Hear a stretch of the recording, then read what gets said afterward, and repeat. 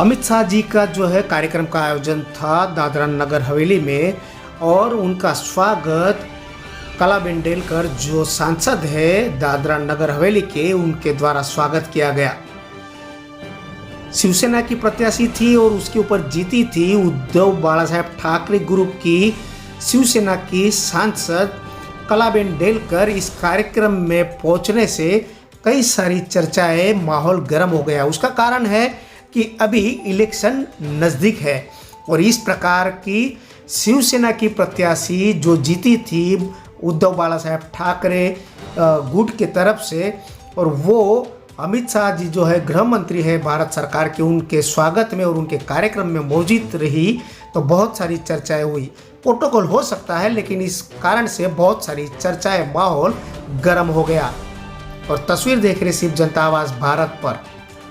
वलसाड और डांग सीट के लिए जो है भारतीय जनता पार्टी के मध्यस्थ कार्यालय पर सेंस की प्रक्रिया आरंभ की गई थी। आज उसकी तस्वीर आप देख रहे हैं। सांसद की जो वलसाड और डांग की सीट के लिए कई सारे लोग यहाँ पर अपनी मौजूदगी दिखा रहे हैं कि हम भी इस मैदान में हैं, जिसमें जीतूभाई चौधरी धारासभ्य है कपराड़ा के, डॉक्टर केसी जो अभी हाल के वलसाड और डांग के सांसद है, उषाबेन पटेल जो बीजेपी के उपाध्यक्ष है, और महेंद्र चौधरी वलसाड जिला बीजेपी के महामंत्री है, योगेश पटेल सामाजिक कार्यकर है, प्रवीण पटेल वलसाड तालुका पंचायत के माजी प्रमुख, डॉक्टर हेमंत पटेल सामाजिक कार्यकर, गणेश बिरारी और डॉक्टर डीसी पटेल।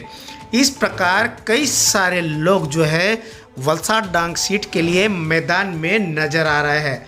और ये तस्वीर देख रहे हैं आप वलसाड के मध्यस्थ कार्यालय की, जहां पर कई सारे लोग महानुभाव उपस्थित रहे थे इस सेंस की प्रक्रिया को लेकर। लेकिन किसे मिलेगी वो तो आखिरी बीजेपी की पार्लियामेंट्री बोर्ड ही तय करती है कि वलसाड डांग के लिए कौन जो है उम्मीदवार है। आने वाले दिनों में देखने मिलेगा कि एक ही परिवार का जो है वर्चस्व यहाँ पर लोकसभा सीट के लिए नजर आता है।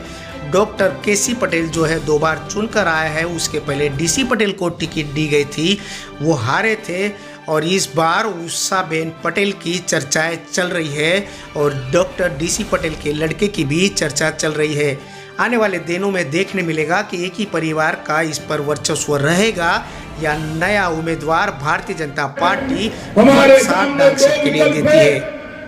एक और देशभक्ति से ओतप्रोत नरेंद्र मोदी का नेतृत्व, और दूसरी ओर 7 परिवारवादी पार्टियों का ये इंडी अलायंस है। इंडी अलायंस है। आपको तय करना है देश को दुनिया के 5वें नंबर का अर्थतंत्र बनाने वाले नरेंद्र मोदी का शासन चाहिए, या 12 लाख करोड़ के घपले घोटाले भ्रष्टाचार करने वाले इंडी अलायंस का।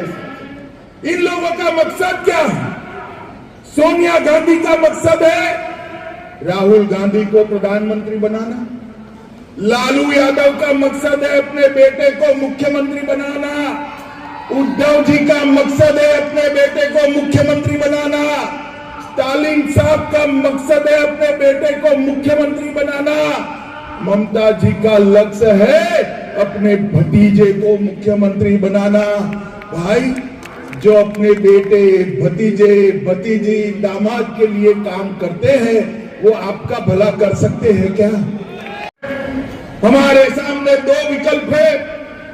एक और देशभक्ति से ओतप्रोत नरेंद्र मोदी का नेतृत्व, और दूसरी ओर 7 परिवारवादी पार्टियों का ये इंडी अलायंस है। इंडी अलायंस है। आपको तय करना है देश को दुनिया के 5वें नंबर का अर्थतंत्र बनाने वाले नरेंद्र मोदी का शासन चाहिए, या 12 लाख करोड़ के घपले घोटाले भ्रष्टाचार करने वाले इंडी अलायंस का। इन लोगों का मकसद क्या है? सोनिया गांधी का मकसद है राहुल गांधी को प्रधानमंत्री बनाना, लालू यादव का मकसद है अपने बेटे को मुख्यमंत्री बनाना, उद्धव जी का मकसद है अपने बेटे को मुख्यमंत्री बनाना, स्टालिन साहब का मकसद है अपने बेटे को मुख्यमंत्री बनाना। અટકપાડી પર આવેલી વાંકી નદી પર જે પુલ બનાવવામાં આવેલો તેમાં 36 જેટલી ક્ષતિઓ જણાયેલી અને હોનારત થાય એવું હતું, એટલે એ પુલ તોડી પાડવાની પરવાનગી આપેલી છે અને અત્યારે એ પુલ નવો બનાવવા માટેની ટેન્ડર પ્રક્રિયામાં છે। वापस टेंडर दिया जाएगा, लेकिन जिस प्रकार टेंडर दिया गया था और कुछ सालों के वक्त में ही इसे पुल को, इस ब्रिज को तोड़ा जा रहा है कई क्षतियों के चलते, तो कार्यवाही बनती है और जांच आवश्यक बनती है। क्या आने वाले दिनों में भी इसी प्रकार के कॉन्ट्रैक्टर देखने मिलते हैं या वापस 2 साल में इसे तोड़ा जाता है और इसी प्रकार के कॉन्ट्रैक्टर की जो है प्रक्रिया चलते रहेगी? क्या जांच बहुत आवश्यक है ब्रिज टूटने के बाद क्षतियों के कारण। ब्यूरो रिपोर्ट, जनता आवाज भारत।